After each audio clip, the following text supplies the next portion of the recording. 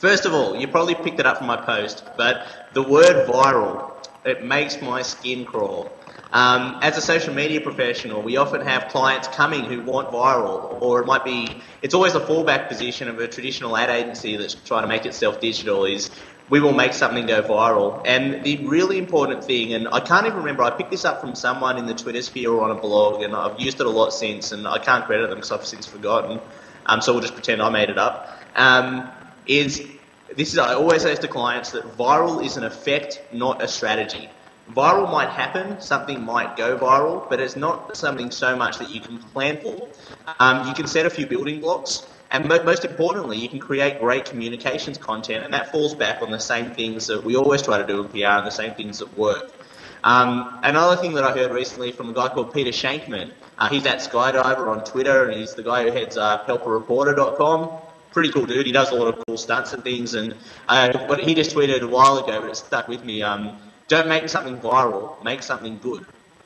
And it's interesting because the post that you guys read of mine, the False Church of Viral, that was kind of in response to a bunch of things I saw happening in Australia, particularly. The industry's a little bit further back there, but also things I hear day to day, working with other agencies, even from the client side or other prospects and things I talk to, is that people get hung up about viral and virality and the fact that I can post a video and get millions of viewers. In many ways, it's this old-fashioned thinking about viewer numbers and numbers count.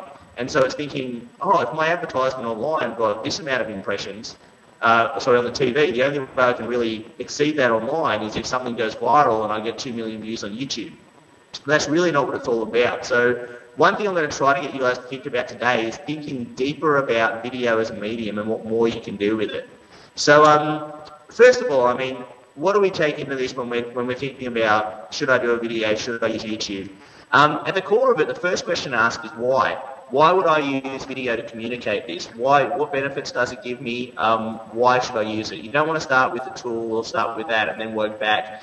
Maybe a bit different because you're focusing on it in this class, but broadly when you're looking at a communication effort, there's always many different venues you can use. Sometimes video is a perfect fit. The other thing you should think about right at the start is, what are you trying to achieve? What do you really want, and what's the specific action you want your audience to take? And importantly, how will you measure that? So you don't just, so what if you get 2 million videos and maybe they get a branded spot? There's very, very, very few videos from corporates or non-corporates or anyone who could be a client that'll work like that. You know, you think about like the Terry Tate ads for Reebok or something, like they're very cool. It's very hard to achieve that. But ultimately, you're missing out on the value of it if you don't funnel it towards some kind of action or influence or behaviour change. So I'll talk a bit more specifically about that as well as we get into it. I just want to start off with some general things. Of course, the other really important thing is when you think video is the right way, the next most important thing is to think about your audience. Who is it you're targeting and whereabouts are they online? So how will they access this content? And really trying to understand your audience by listening to them, working out what matters to them, whether it's an online audience or otherwise. This is the way we always go about it. What's the language they use? What's their specific culture? What value can you offer that community? And where is it that the things that you and your brand or client can provide can line up with something that will benefit that community? Though in many ways, laughter really can be altruistic. You know, if you provide laughter, that can be pretty good. Humor's always good for these, but it's very hard to achieve. The other really important thing when you're thinking about video is, how do you promote it? How do you get it out there? How do you help it spread? And that's something I'll talk to a great deal, because just throwing it up on YouTube, it can be the best video in the world, but it needs to be supported, and you need to help it get into the right people's hands. You need to think about search, and I'll talk a little bit about that as well, because search is really powerful use of video online. And you also need to think about where these videos can be spread. When we think about virality, part of the reason we always think YouTube first and videos first is because it's so simple and easy to spread them. I think about how easy it is to send around a YouTube video. You know, you could email it to people. You could throw it on your Facebook wall. I've heard recently something that gets added to Facebook fun wall has a huge amount of viewer bumps. You know, it might get added to Stumble Upon or Dig or something. It could be added to a blog. So there's all this, and then you need to remember about YouTube internal search as well. So that's always really important. With that, now I'm going to start to get a bit more tactical now, and I'm going to bounce around a bit. I'm just running through my notes and the things I want to cover. I thought while I was talking about promotion before I got on to thinking about what else we can do with video, I just thought about what are a few ground rules that we always take into account if we're producing a video and we think that it has the potential to be passed around a lot. So we've identified our goal with why we're using video. We've identified our audience and we've created content for them. All these things are great and there's a lot of people who can do them. But I mean, specifically for me, I always think about more now, how do we get word of mouth occurring?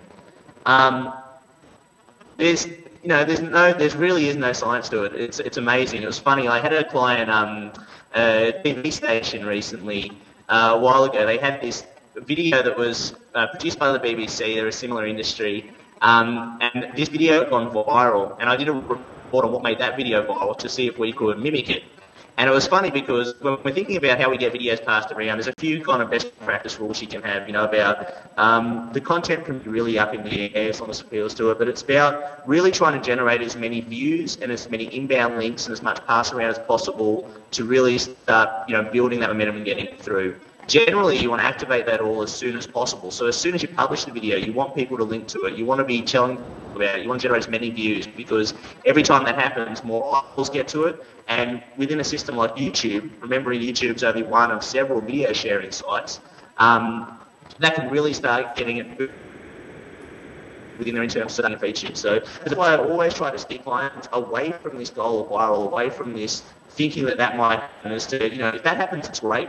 But let's think back to core communication objectives, what we can measure and what action we're trying to achieve, and let's work on that basis. And hey, if we go viral, that's going to be really cool too.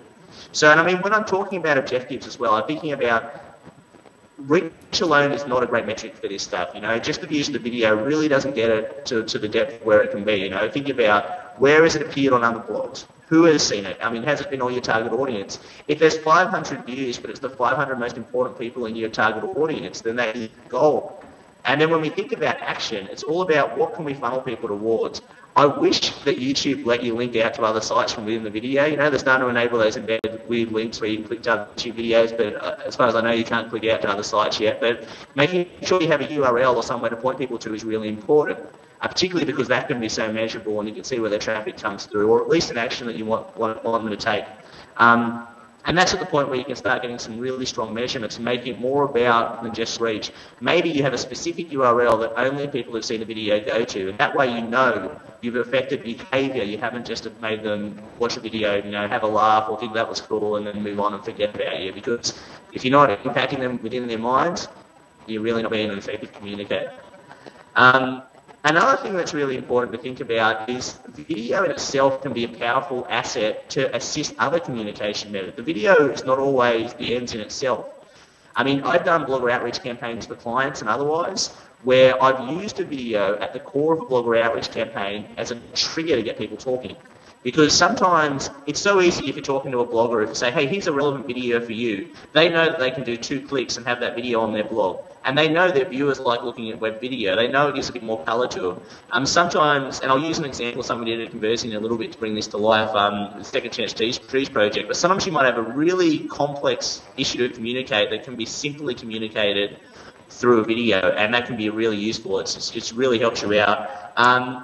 And then the third important thing I wanted to cover, so we're looking at driving them to action, using it as an asset for outreach to spread outside of that YouTube environment and get people talking, and finally the power of search.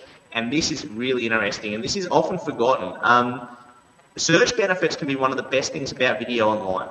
It really can be, because there's this thing that we talk about search engine shelf space. So if you think about your brand within Google or your name or any term that's within there, there's 10 items on the front page. If you're Acme Inc., your website, acmeinc.com, can at most hold 2 of those 10 spots. There's 8 more there that could be filled up by detractors. You'll probably find Wikipedia there. It could be blog posts. It could be mainstream media articles. It could be anything that you don't control. With the strategic use of video, you could fill up one of those positions and have your content appearing there. Now, by its nature, YouTube particularly, focusing on YouTube out of all the video sharing environments, ranks really well in Google. Google bought it, so it's not really that much of a surprise, right? The algorithm works in its favour. But the title of a YouTube video has a really big chance of ranking well for a search term, especially if it's supported by outreach that drives links. So that's a really important thing to think about, and not just for your brand, it might be for other things.